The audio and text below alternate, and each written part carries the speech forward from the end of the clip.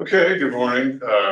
Sorry for the late, I apologize for the late start this morning. I usually get here plenty of time to get things set up. The campus had the, I don't know if you noticed, the Moore Street entrance was completely shut down. It's almost like they had construction just to prevent anybody from getting onto that. So I had to go around and it would have been nice had somebody told us that they were closing the entrance to the Moore Street entrance to the campus, which is the way I usually come, but that didn't happen. So anyway, I apologize for that, and we'll go ahead and get started. So does anybody have any questions for me, either on the Zoom call now or here in class before we get going today?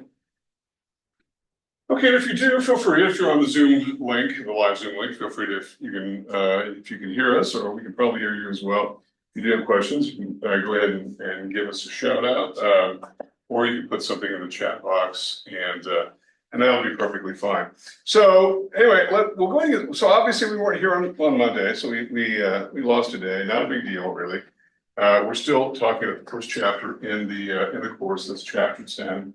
And just to sort of recap what chapter 10 is about, it's really the last bit of material that would have gone into Accounting 2110, which is the financial accounting piece.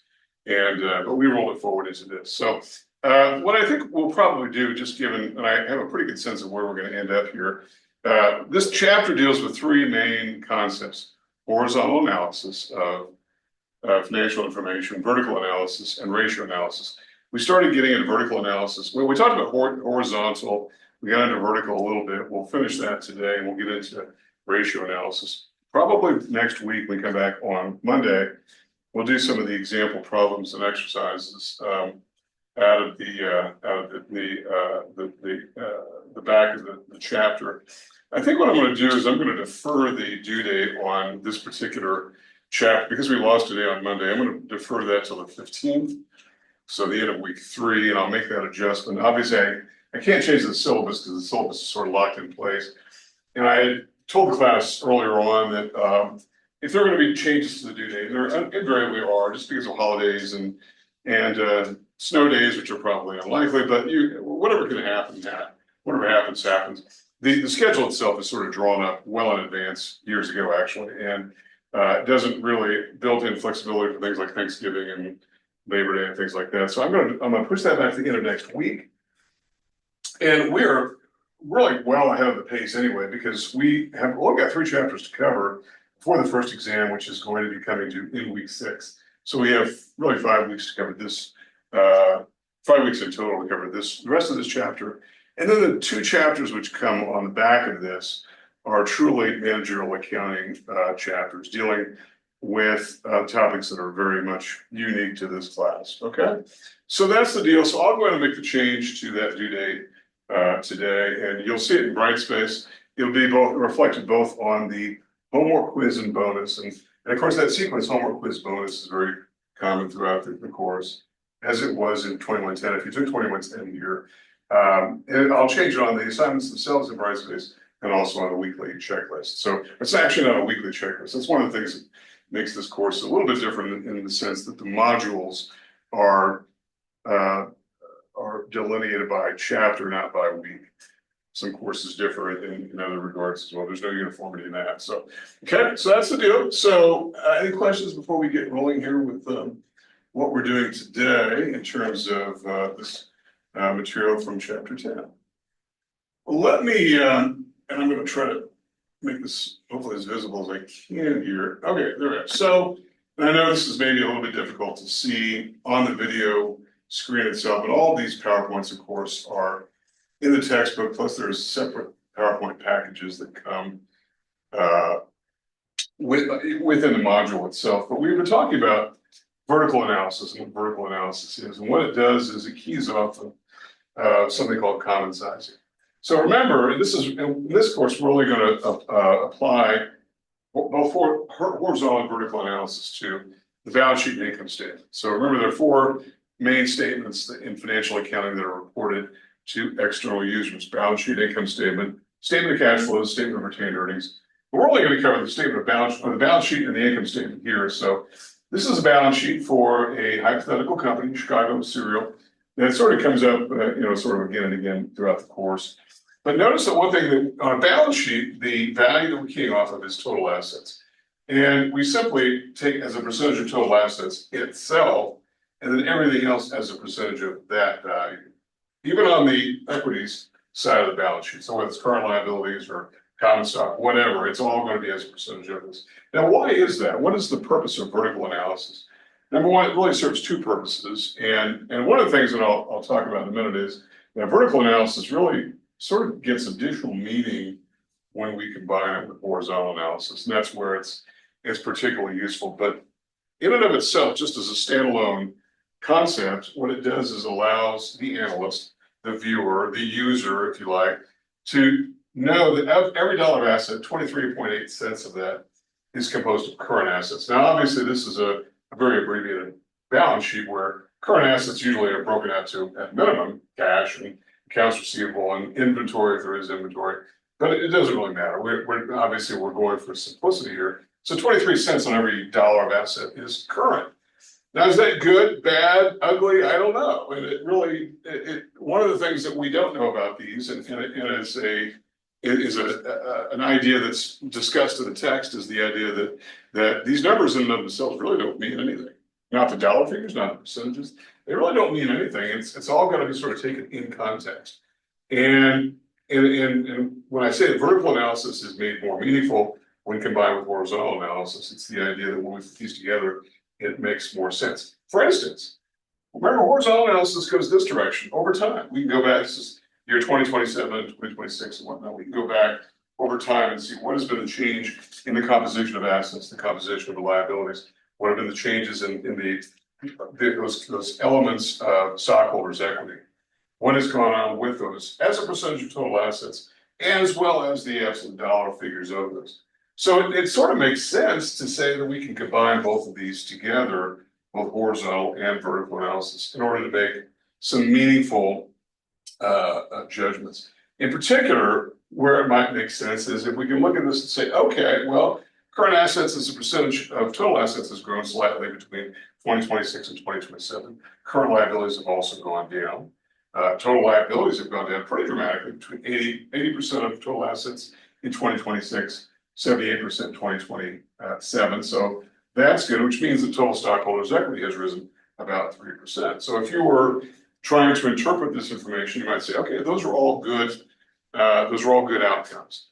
And when I say good outcomes, I'm saying, is it favorable or unfavorable? And we're going to come back to the idea a bit later in the course of variables and the changes in them being subject to management interpretation, favorable, unfavorable. Okay. Because keep in mind, what is the purpose of a firm? Just in a very limited sort of limited to its mission. It's to maximize profit and to maximize the value of the company. And obviously, I know in 2010 we got into the issues of environmental, social, and governance issues, which are increasingly being mandated on publicly traded companies. And yes, there are those mandates as well. And if you're operating as a public company, you've got the responsibility not to create unsafe products or to engage in unfair labor practices or any of those kinds of things. And so we can obviously add that to the list of responsibilities for management, but those are maybe a little bit more difficult to manage. And I don't want to get too far off into those details because it really belongs more to financial accounting. The point I want to make, though, is the fact that we use this information to ascertain whether or not things are going in the right direction or the wrong direction. And if things are going in the wrong direction, then the question is why. And accountants oftentimes sort of view their role as not maybe providing solutions, but maybe just doing the reporting. But sometimes management will ask of accountants, well, why did that happen? If cost of goods sold went from 32% of sales, I know that's an income statement view. So I took that because remember, we can do the same with the income statement. We can take cost of goods sold as a percentage of net sales, which is the value of the key offer. And if it grows dramatically from say 32% to 48% year over year, management's going to want to know why. And they may ask the accounting department, why did that happen? And we could say rising labor costs, right? Rising materials costs, whatever it is. some sort of answer has to be arrived at, and then if it can be controlled, then that becomes a management objective.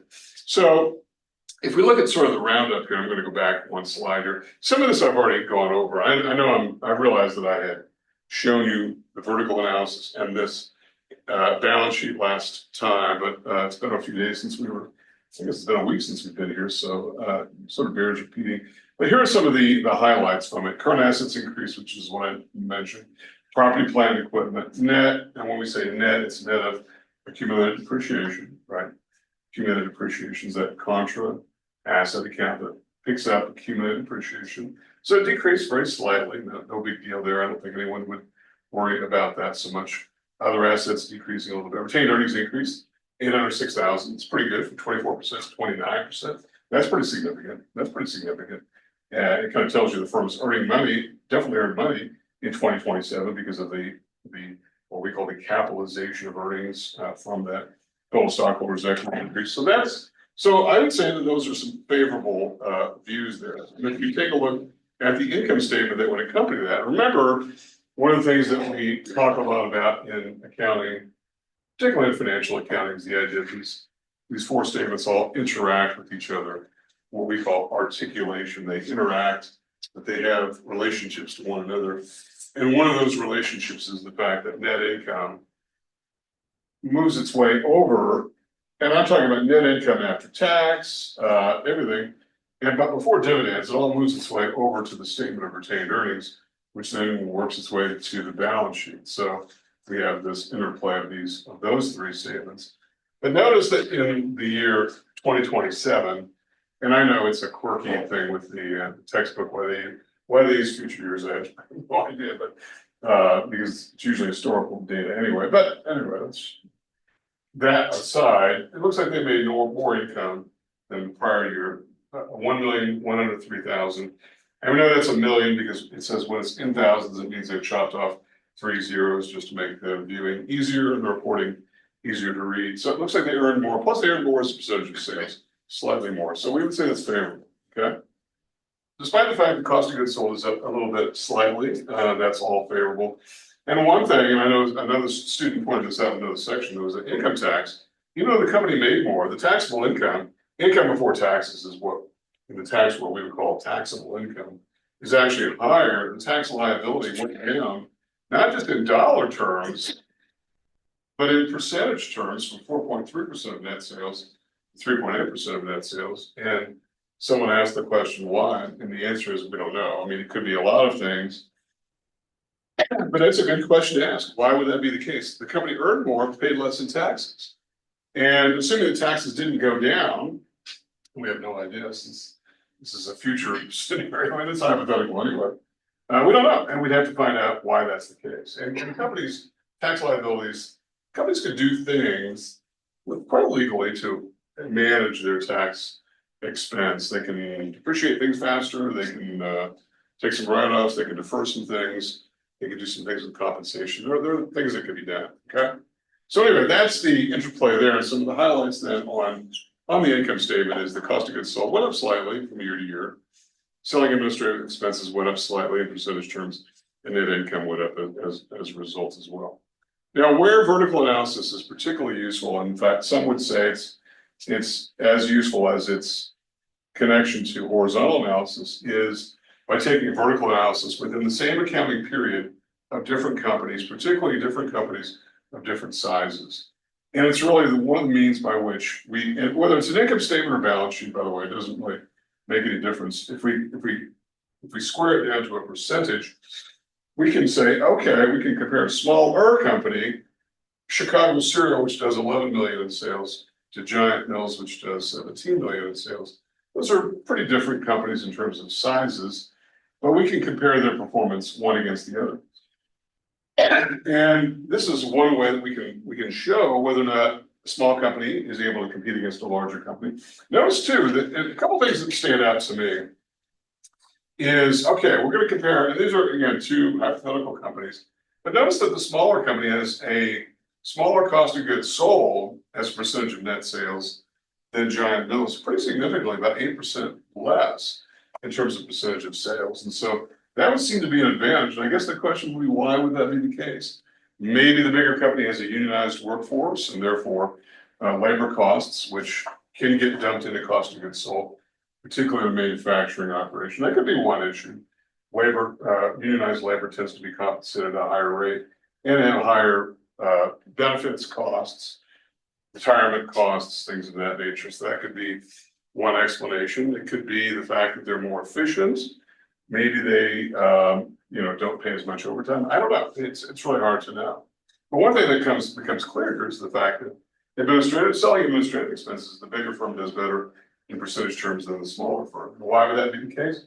It's hard to know. Although if I had to guess, I would say it's because of the fact that at minimum, to run any kind of a company, you've got to have a certain minimum level of staffing. And when we say administrative expenses, sometimes depends on the organization, but labor is a big one. And I'm going to talk about labor, which goes into the cost of goods sold, which is direct labor. I'm talking about labor like, hiring people like accountants and IT people who don't make the good or talk to customers or anything like that. They're mostly behind the scenes, including top management.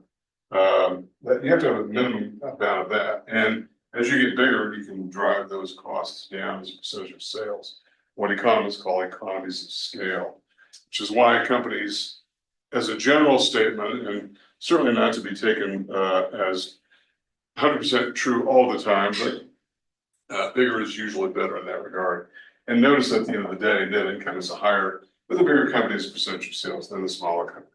And a lot of it, I think, could be attributed here to, even despite the fact they pay a higher tax percentage, a lot of it's attributed to these cost savings. So this is one way to do a comparison. I know these are not true companies, and I had pulled up last week the difference between two real life cereal companies, Kellogg's, which is now called Kellanova, and General Mills. And what's interesting is that the differences between them in terms of size are pretty dramatic. Pretty similar. The Kellogg's looks a lot like this in relation to the General Mills, which is a much bigger company. But we can do actual comparisons, one company to the other. That's where vertical analysis can be useful. Okay.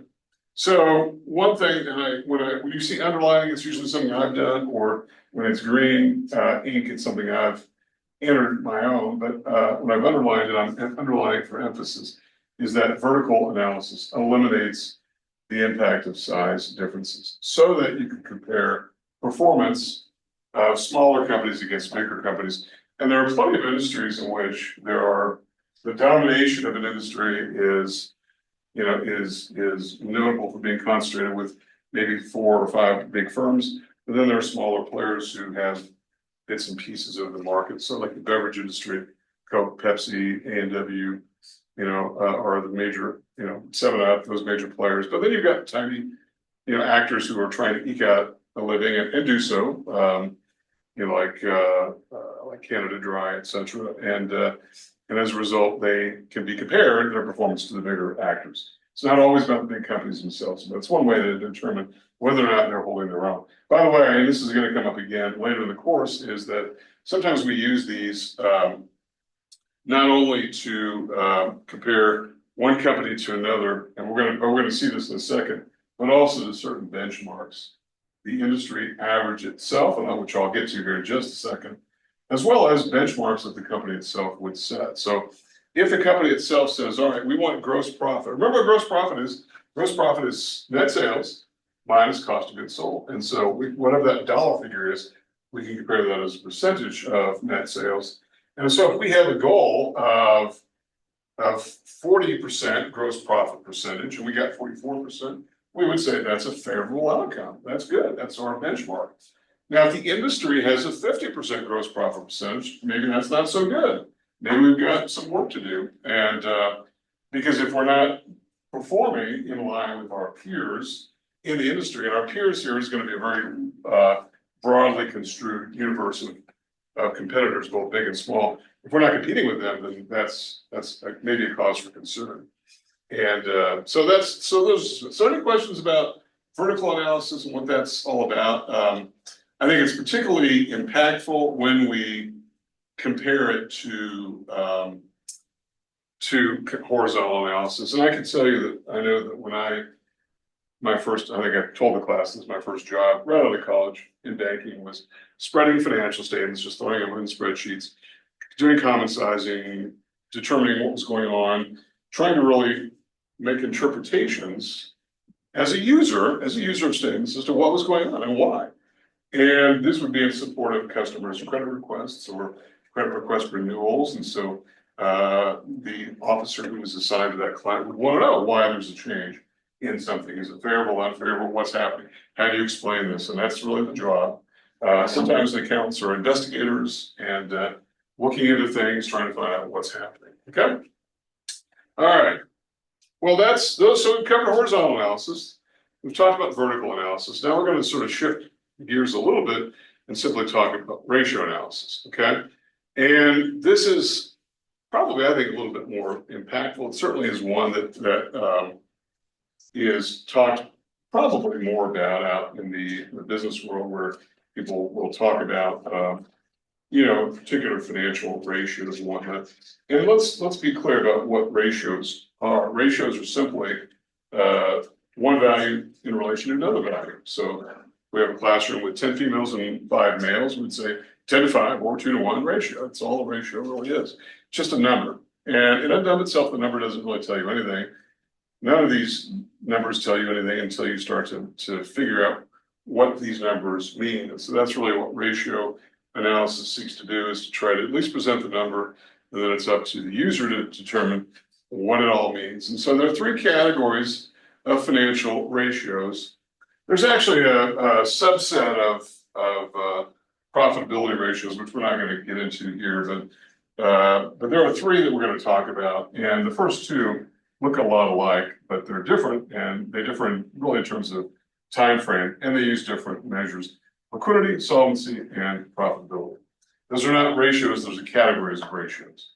So we say profitability ratios, we're talking about a category of ratios that are primarily concerned with income statement dynamics. Okay, let's talk about the first, liquidity ratios. Well, first of all, you probably know the term liquidity from Principles 1 of accounting, where we talked about, well, for instance, the balance sheet. It's organized how? It's organized in terms of liquidity, right?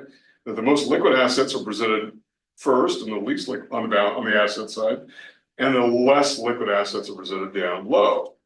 And liquidity refers to what? Anybody want to offer a 3-second definition of liquidity? It's the ability to sell items. Say again? Go ahead, Sandra. Sorry, there were 2 of you speaking at once. So go ahead. What were you going to say? The ability to sell portions of the company quickly. To convert it to cash. Exactly right. Convert it to cash. I don't know if that's what you were saying. Sorry about that. Both. This is live television, so we had competing people. That's not a problem. But feel free to shout out. It's the ability to convert something to cash. This is important.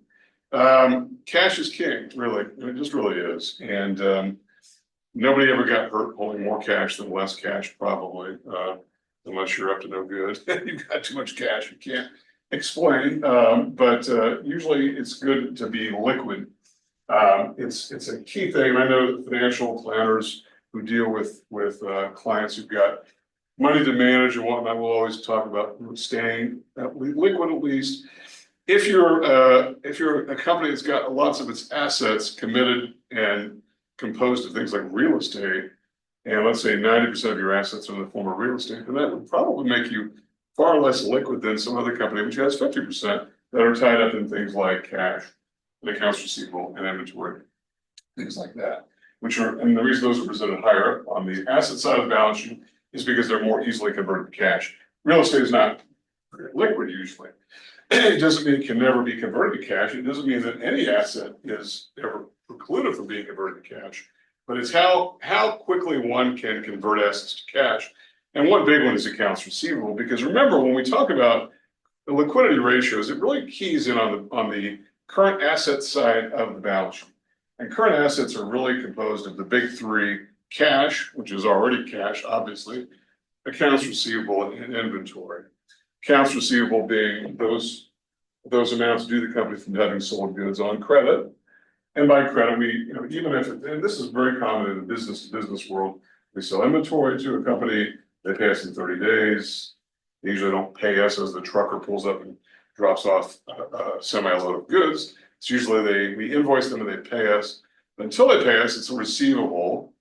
And so it's current, it goes into current assets. And inventory, which is generally pretty liquid. We'll talk a bit more about inventory in a second because it's going to have a lot to do with this guy here, liquidity ratios. It's the ability to stay liquid. Now, liquid to do what? Now, the definition here, I don't know that I like the definition that much. It's unexpected needs for cash. Well, I don't know. Yeah, it's unexpected, I guess, but what about expected needs for cash? I think the companies pretty well know what they're going to need for cash purposes. And yes, you can build a cushion in for unexpected things that come up, needs for cash, like maybe having to settle a lawsuit, maybe having the opportunity to buy a piece of equipment at a good deal, needing cash very quickly. Those are all kinds of things that are there. And we're going to talk about the particular measures, but it's the ability to pay short-term obligations. Of the short-term obligations, which we would then put into current liabilities, there is one that is sort of paramount above all, and it doesn't usually always get the top billing on the right side of the balance sheet under current liabilities. But what is one expense? It's got to be paid as a current liability. It's got to be paid on time, every time, and if it's not, it's a huge, huge problem. Income tax? Maybe, yes, income tax, that's one, but even more basic than that and more frequent than that. Salaries? So there you go. Payroll expense. Payroll expenses got to be paid. It's got to be paid. I mean, that sounds completely obvious, and I don't think anybody walked in here today thinking, well, payroll is not that important. It obviously is. And we all know that, even if those of us who haven't run businesses may have worked in businesses and expect to get paid, and it just doesn't work as a company, as any kind of employer, to ask your employees to wait a few days for their paycheck. It just doesn't go over. You're not going to have a workforce. And companies will go out of their way to make sure that one item is always satisfied on time without delay. It's a bad sign when a company can't make payroll. Even the very largest of companies in our society who could really care less about banks, use them mostly just to run money through, don't borrow money from them because they can go borrow money in the bond market or can borrow from foreign investors or wherever. One thing they may look to a bank at is to have a payroll line of credit so that if there's an unexpected need for cash, they can meet that obligation. If they're short on cash, and it does happen, big companies, like a lot of companies, can run short on cash for various reasons, but they've at least got some ability to make payroll so that when receivables come in and collected, they can pay that off and go on down the road. But that's one thing that's extremely important is payroll. Okay. Next is solvency ratios. It looks like these two are really the same thing. It's the ability to pay obligations, but this is over a long time period. If the liquidity ratios relate more to the connection between the availability of current assets to satisfy current liabilities, solvency ratios relate to a company's ability to meet long-term liabilities over very long time periods. And when we talk about the long-run liabilities on a balance sheet, we could be talking about things like long-term notes payable, or what is even more critical, things like bonds payable, which come due at a particular point in time. Is the company able to satisfy their obligations over very long time periods? And if they're not, being insolvent is really sort of the harbinger of doom at times, unless you can find some savior to come in and prop the company up. But being able to meet long-term obligations is an important issue. And I bring it up like it's some weird, some one-off thing, but there are entities out there that can come in and rescue companies when they're struggling, having a difficult time. Sears is barely alive. Whatever Sears is now, they've got one store now, but there was a hedge fund that came in and sort of propped them up, kept them on life support for a couple of years. It can happen. Okay, and then the final is profitability ratios, which really deals more, frankly, with the ability of the company to generate earnings and And those earnings in relation to a lot of other metrics, including balance sheet metrics, income statement values, things like that. And again, when we talk about profitability, we're simply talking about the difference between, well, profit is simply the difference between inflows, revenues, and outflows, expenses. And the ability of a company to generate profit is paramount. And if a company can't do it in the long run, it's not going to survive. Clearly, that probably goes without saying. However, there are entities out there are companies that have survived for fairly long periods, longer than what a smaller company would have existed, not earning a profit, because they've got some sort of outside force propping them up. And the one that looms large here is Amazon, which Amazon has been around for about 27 years, something like that. And for the first several years of its existence, Amazon wasn't making money at all. They were losing money. Today, we think of Amazon as being this giant colossus, and the founder, Jeff Bezos, one of the wealthiest people in the world. But for several years, the company was losing money at a time when they were only dealing with one category of inventory, that was books. And they were losing money, and they were being propped up by investors until they got to profitability today. They are giants really everywhere in the broader field of technology, not just of inventory. So let's talk about these categories, classifications. Let's take the first one here of, well, before we do that, I guess we've got some business to cover here. We can use, again, a single ratio by itself is not very meaningful. I think I've been saying this, that just one value of itself doesn't tell you much. We got to compare them, and we got to compare them across companies, or within the same company, across the industry, or within one company to another, specifically one-to-one, company A to company B. But industry averages are interesting because there are organizations that collect all this financial information and publish it, since Standard & Poor's, Dun & Bradstreet, Robert Morris, where you can get lots of information on industry, and you can look at the financial ratios and compare a particular company's performance against the broader industry in order to make comparisons, in order to create benchmarks. And for our purposes in this course, in order to set goals and objectives for the company to meet, when ones that are realistic. One thing about goal setting is they should be attainable with difficulty, but they should be realistic. And one of the things that I had noted before in this class is that one of the objectives of managerial accounting, hence the name managerial, is the fact that it's using accounting information, mostly internal information, to assess management's performance. How do you assess managers' performance? Well, you look at the numbers primarily, and which is not to say that managers can't go wrong in some non-numerical kinds of ways, but they tend to be assessed in terms of their performance by how they're meeting their objectives, which in the accountant's worldview should be in terms that are measurable and verifiable and reliable, and two people ought to be able to agree on what those numbers are in order to make the comparison. Okay, so those are some of the uses. Let's get into the first category of liquidity ratios. Okay, probably the biggest ratio of all that you hear, if you hear any at all ever, is the current ratio. Current ratio is an important value, but it's becoming, I think, less important. And I'll tell you why. Current ratio simply takes current assets divided by current liabilities. That is, those assets which will be, remember what current means in accounting. It means converted to cash within a year, or the operating cycle, whichever is longer. Usually a year is a pretty good metric. So within a year, and then liabilities liquidated within a year or within the operating cycle. The operating cycle being a cash to cash cycle, taking cash, buying inventory, selling it, collecting the receivable, goes cash to cash. Usually it's well short of a year, but nonetheless, the idea is comparing current assets to current liabilities. If you have more current assets and current liabilities, the ratio is going to be greater than 1. And one thing I will tell you about this is that, at least when I was studying accounting early on, of course it's been quite a while, that there used to be a rule of thumb in the business world that said a current ratio should be around 2 to 1. That is $2 of current assets for $1 of current liabilities. And that was sort of almost like a gospel principle in accounting. And today that's not so much important, really.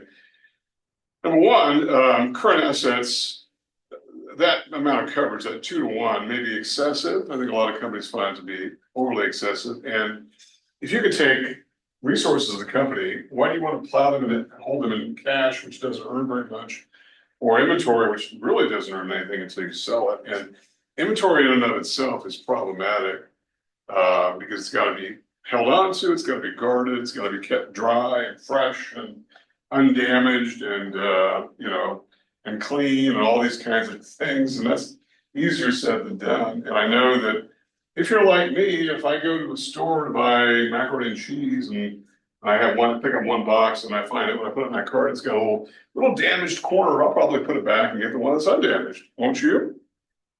You know you will. And the same with a can of green beans. If it's a little bit dented, it's probably fine.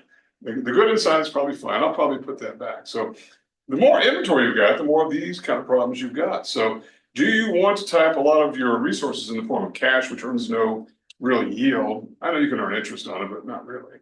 Or inventory. Is that what you want to do? The other thing too is a lot of companies feel like they can satisfy current liabilities just by generating cash as a business. If you take a look at Apple's balance sheet, and I should have pulled it up here, but they've got a current ratio that's far less. Not only is it not 2.0, it's not even 1. That is, they probably have more current liabilities than current assets, at least the last time I looked. And so you might think, well, that's a problem. What is Apple doing wrong? Well, they're not doing anything wrong, but the fact of the matter is, it is a cash machine. They're generating cash like crazy. And so they feel like they can satisfy current liabilities just by selling stuff, which is what they do. And so as a result, that ratio is not quite as important as what it used to be. That's one reason why it's sort of falling in prominence, frankly.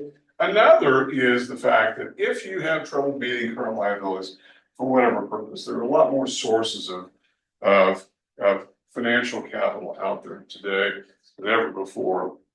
And companies can tap other sources in a very quick manner in order to meet current liabilities. And the job of in big corporations, publicly traded corporations, which is our point of view, our perspective in college accounting courses, usually the person who's tasked with having enough cash on hand to meet current liabilities is the corporate treasurer. And they even might find that at times, maybe certain times of the year, they've got too much cash in inventory and not enough cash available to make payroll and short-term liabilities and current liabilities, and so they've got to go borrow, right? And that's very, very common. And companies will do a cash budget in order to account for that. But there are unexpected things. Sometimes accounts receivable being collected are slow. So that sort of thing. Obviously, it doesn't affect the current ratio, but it affects the ability to meet current liabilities. And so having a much smaller current ratio is very common. It's very common for a company to have even less than 1. So this is one of the ones that is probably falling out of favor, I think, in many ways. One thing I'm going to do too on all these ratios, we've got a number of them to go over here, is I'm going to give you an idea. I'll say higher the better, lower the better, lower the better, and with sometimes with a caveat. So here I'll say the higher the better, and that's something you probably want to know. In general, the higher the better. You can't go wrong by being too high, but you don't want to be too low either.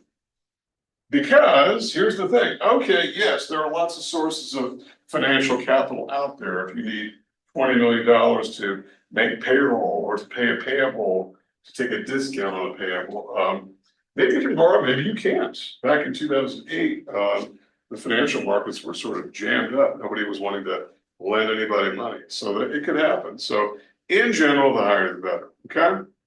Inventory turnover is the next measure of liquidity. Okay. And by the way, you've got inventory turnover and accounts receivable turnover. And then the number 2 and number 3 are linked together because number 3, days in inventory, simply takes this inventory turnover measure and divides it into 365. But what is this? Okay, the cost of the stuff you sell, the cost of goods sold, divided by average inventory. Average inventory or average anything is going to be basically, hopefully you guys can see this on the screen. It's going to be basically, and you can do this any way you want to do it, beginning inventory plus ending inventory, okay, divided by 2, quantity of that divided by 2. And that gives you an average. If you want to say the beginning inventory at January 1st, ending inventory December 31st, and divided by 2 will be an average inventory. Now that may not be appropriate or even logical for a lot of businesses. I have seen companies take maybe the midpoint of a month, the 15th of every month, their inventory, add them up, divided by 12, and that would give you an average inventory. Or it has been the case that sometimes companies will say, we'll take every daily ending inventory, add them up, divide it by 365 to get an average. And that doesn't get more accurate than that. But why do we use average inventory? We use average inventory because inventory levels fluctuate throughout the year. This is why when we talk about year ends, we want a company to choose a year end that's after its busy cycle. So if you're a company like Walmart, Walmart doesn't have their year end as their calendar year end, December 31st. And one reason why is because some of the sales that they made in that fourth quarter, their Christmas sales, are going to be coming back as returns.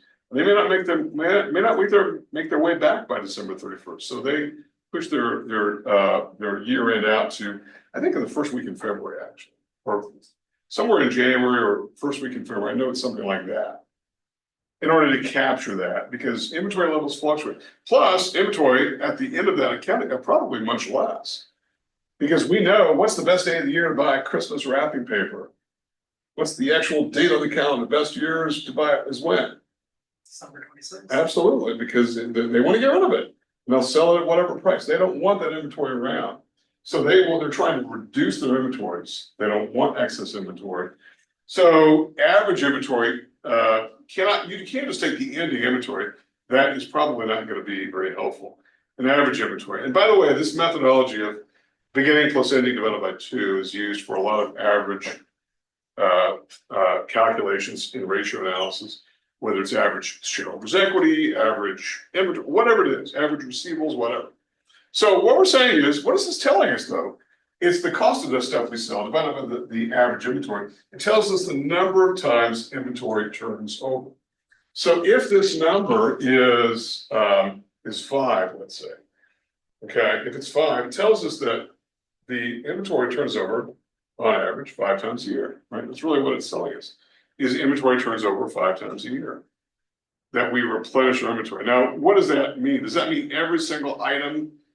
And if you've got thousands of items, then it's thousands of what we call SKUs, stock keeping units that are individual to every unique size and variation of item, that they all turn over 5 times? No, it's average. It's on an average basis. In general, the higher the better for this number because inventory is problematic. Why is it problematic? Because again, all the problems with inventory, and they are problems. I don't think we should sugarcoat it. Managing inventory is a pain, which is why a lot of the companies in our economy that are growing the fastest have very little inventory. The service industry is growing much faster. Service sector of the economy is growing much faster than anyone else because of that. One of these issues is not having to have inventory. And I don't mean to say that inventory is bad, evil, or anything like that. I'm simply saying it's got issues. And so you want to kind of bring that down. The more times it turns over, the better. If you take a company like Walmart, for instance, and I bring up Walmart because they're almost a singular example of a company that stuff comes in, it's gone. In, out, in hours some of the time. And, and I don't know about you, but I go to Walmart every now and then. But sometimes I go there late at night. Or they used to be open a lot later than what they are now, but sometimes I'll look for something fairly routine that's not even there. It's wiped out because they haven't stocked it, just because of the fact their inventory flies off the shelves. A lot of retailers are like that, and Walmart and Home Depot and a lot of these companies that move vast amounts of inventory, their philosophy is stack it high and let it fly. That's sort of their mantra there. They don't want too much inventory; they want it to go. To the point where, like Home Depot, I don't even think has a back storage room.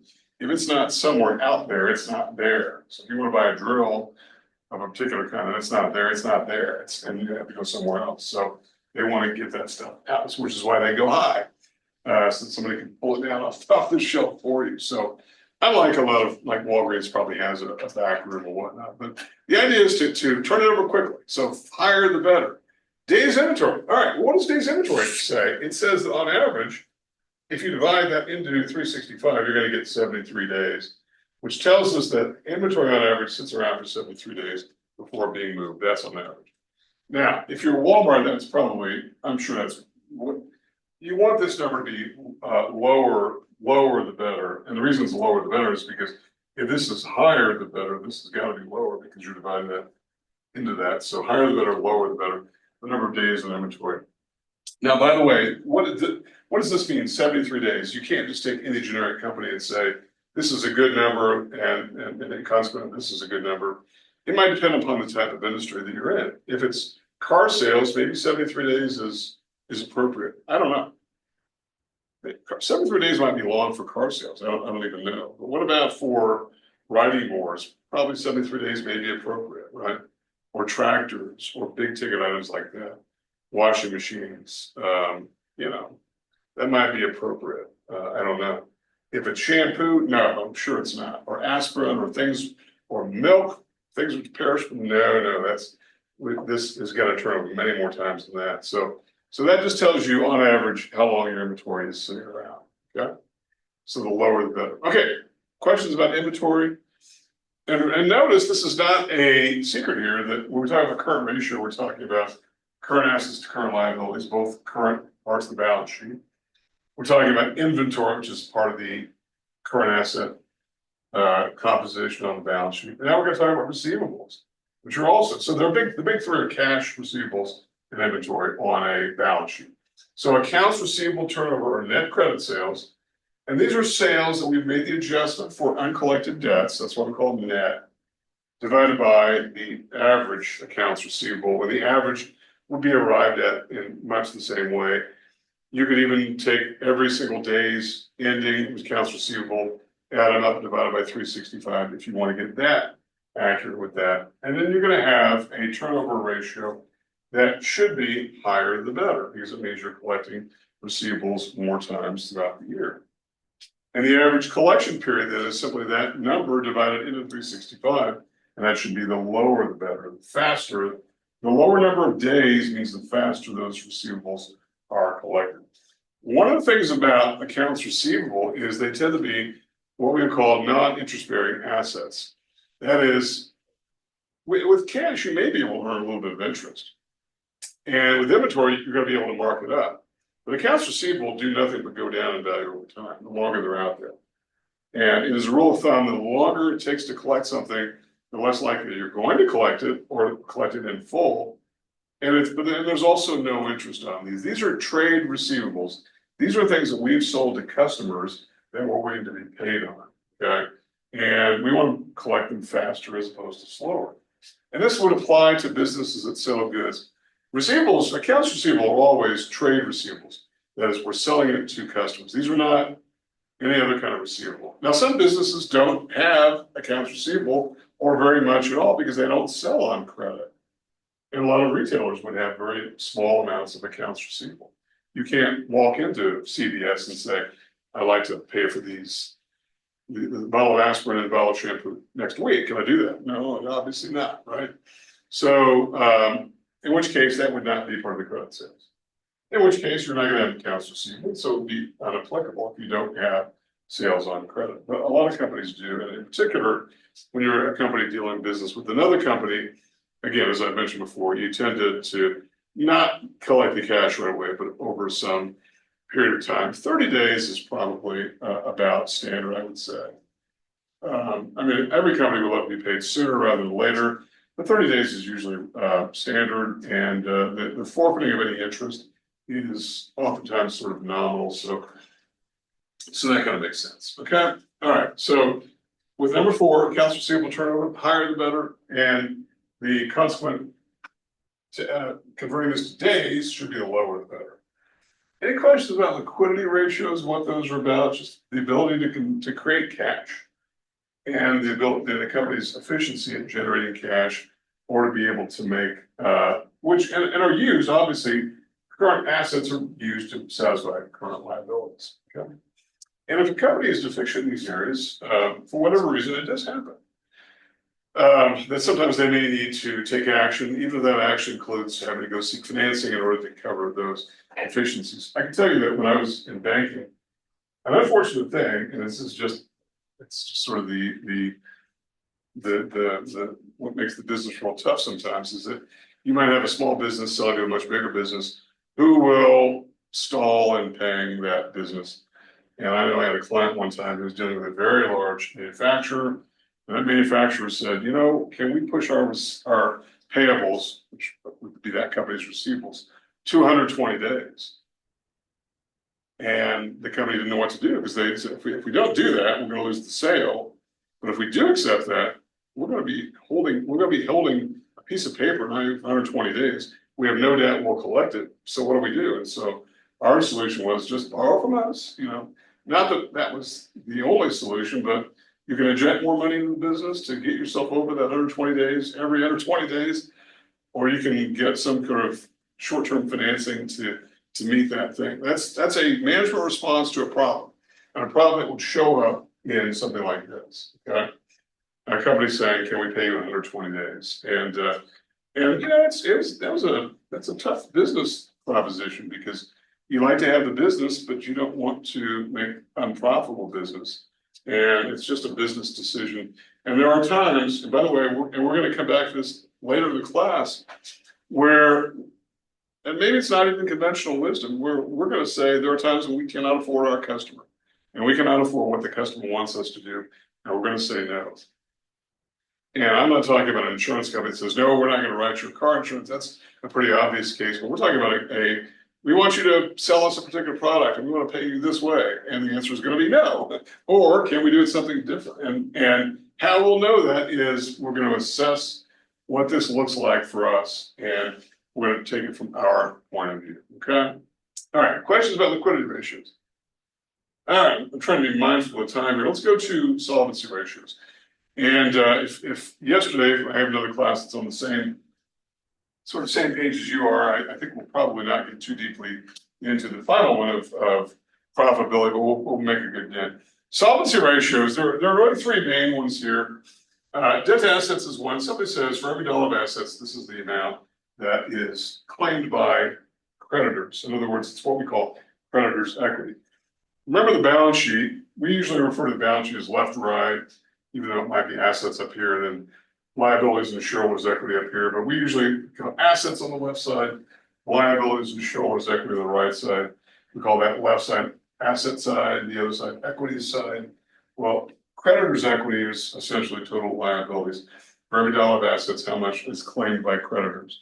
And we say claimed by it, we mean that what is a liability from the company's point of view? It's a claim on assets. It's a very formal accounting definition. Liability is simply a claim on assets that represents a responsibility to satisfy some obligation. That's really what it is. And so so this should be lower the better in general. And here this is pretty unreserved, I think the lower the better. If this percentage is very high, it becomes a very unbalanced situation because if something goes wrong, profitability falls, sales falls, the company falls into recession, product you're selling starts to become a little bit less in vogue with buyers, or there are new competitors eating your market share. These liability holders, they still want to be paid on time, and if there is interest, with interest. And so the higher the percentage of assets that you've got that are claimed by creditors is not so good. There's another ratio that I found that a lot of people in finance find more useful, and that's debt to equity ratio, which is simply total liabilities divided by total equity. And that's just simply what is the relationship between creditors' equity and owners' equity. And again, the lower the better there as well. But this is also a subset of what we call a leverage ratio. How much leverage is simply the ability to use someone else's money to fund assets.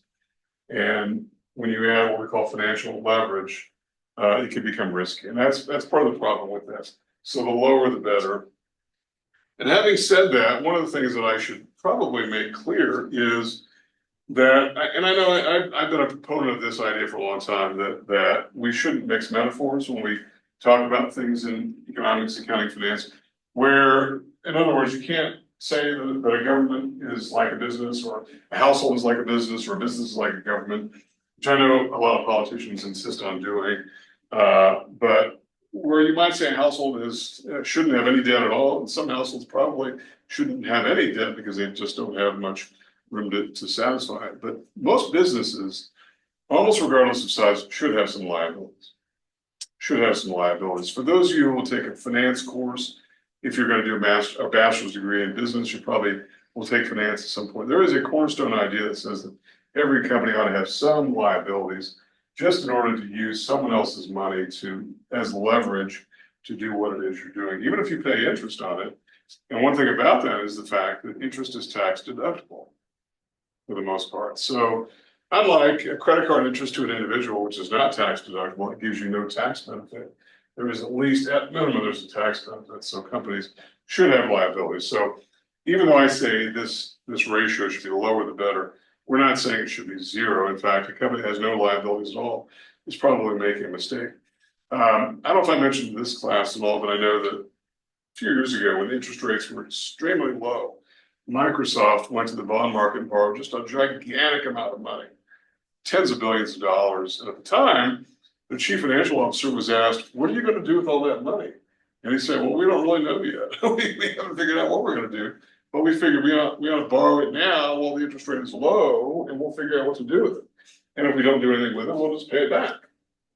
So that kind of gives you an idea of the value of having some liabilities and not zero. Okay. All right. That's the first solvency ratio. The next is something called times interest earned. This is the one, I don't know how useful this really is, or who really uses this. Probably bankers, but I know that when I was a banker, we had our own, what we would call a coverage ratio, which is sort of a subset of solvency. And it's basically saying net interest or net income, which is generally after tax. And we add back interest expense because net income has already taken interest expense out. So if we're looking at what is available to pay interest expense, because we're trying to satisfy interest expense, we got to have this back in because it's already taken out. So you're going to add it back. Plus, you want to add income tax back in because net income usually is after tax. So what is available to pay interest expense? It's all the money coming in that doesn't leave us in the form of expenses. And so these are non-operating items, right? Interest and tax expense. We have to add those back in because this is already got to take it out. Okay, does that make sense? If it's already taken out, we got to add it back in order to show what is coverage there.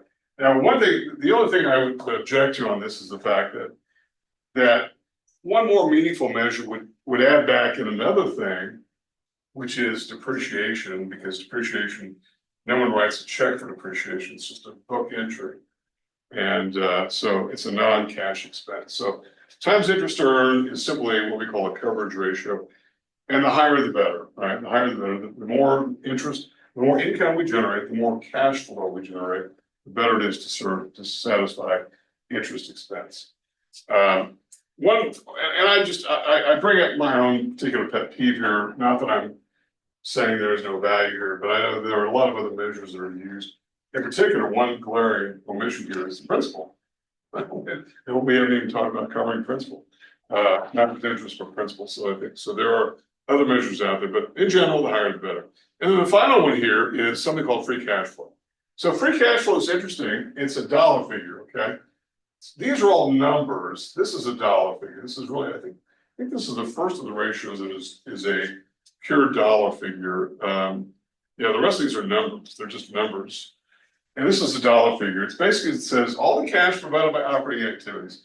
Operating activities, again, are selling things and paying costs of making those sales, right? And that's the net cash that we get from that. But we're not free to do with that whatever we want, because what we're saying under the free cash flow measure is that it's not a discretionary item to have to make capital expenditures. Capital expenditures refer to long-term assets and property, plant, and equipment.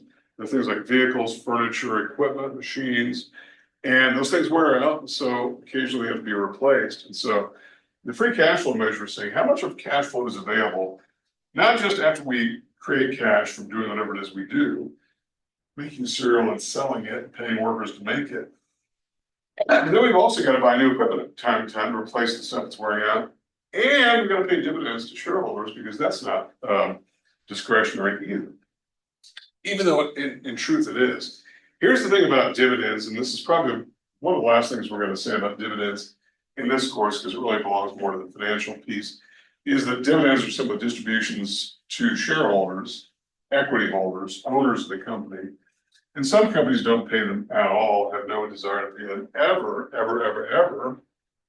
And shareholders are okay with that because the idea is that if they can hold on to that cash and generate more income, that should translate to a higher stock price over time. And they don't have to pay tax on it as they would with the dividend. So some companies don't pay a dividend and shareholders are just fine with it. Other companies pay large dividends. And once that starts, shareholders expect it, and turning off that spigot is a big deal.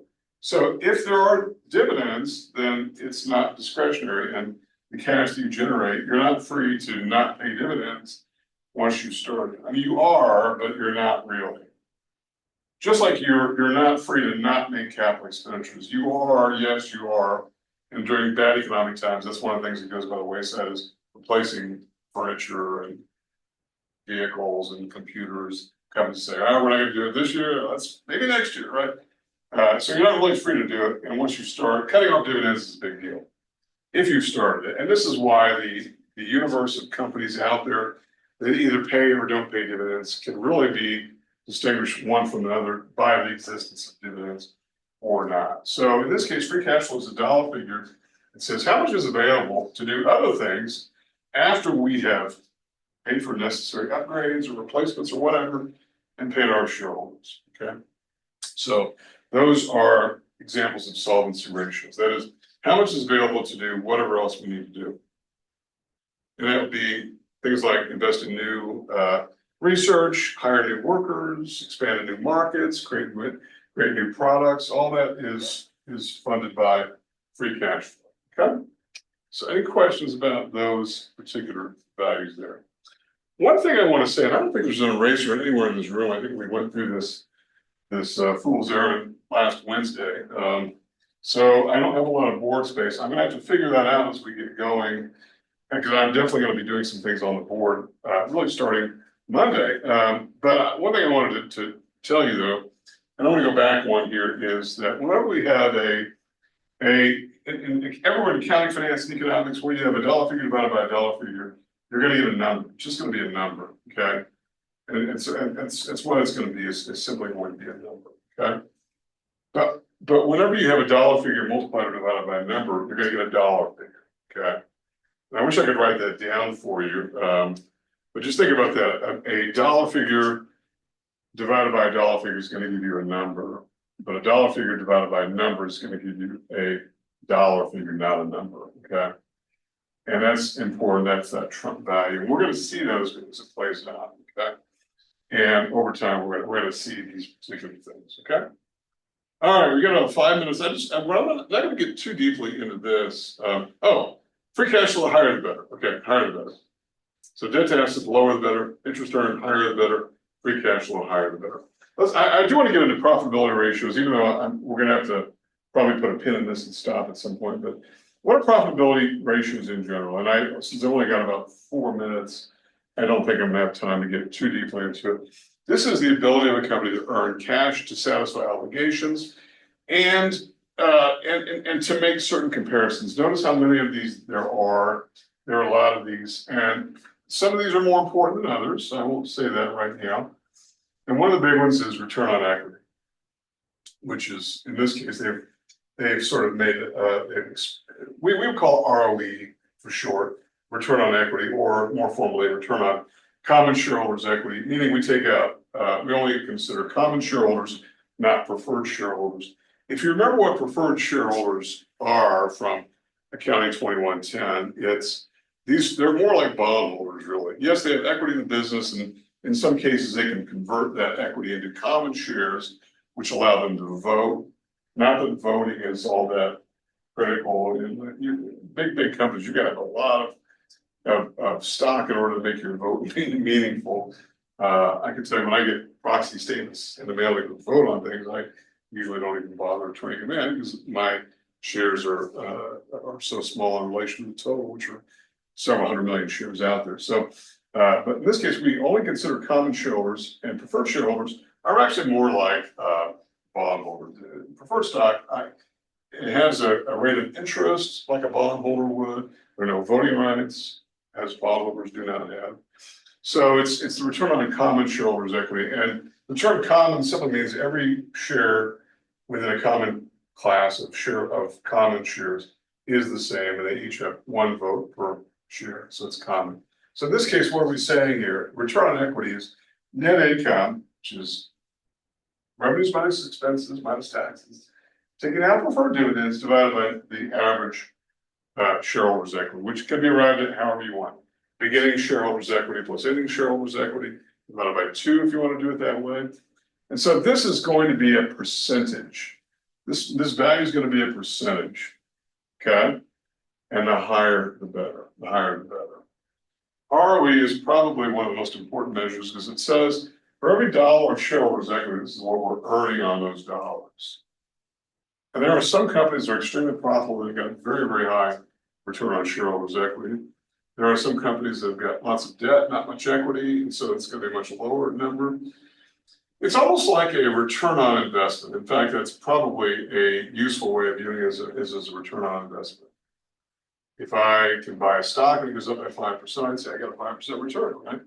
In this case, even though it's not cash landing at my doorstep necessarily, and I'm a shareholder, a common shareholder, this is what I'm getting for every dollar of investment.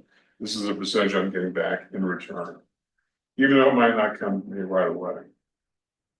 Okay, and along with that is return on assets, which is also going to be a percentage, and which also should be the higher the better. Here, all we're doing is, and we're taking average assets in this case. So, and it's net income. It's a very simple calculation. Net income over average assets is going to give you a percentage. And that's the return for every dollar of assets, what do we earn in profit? A very simple idea. It's going to be a lesser percentage than this because it's got a lower stockholders. If there's any liabilities at all, total assets are going to include liabilities in it. So it's going to be a bigger number, which is going to give you a bigger denominator, is going to give you a smaller percentage. So it's going to be less than common equity of the ROE. So ROA is going to be less than ROE, but they should both be positive and the higher the better. Okay. All right. So that's a pretty good place to leave it. So when we come back on Monday, I'll finish up profitability ratios. We'll give them some examples.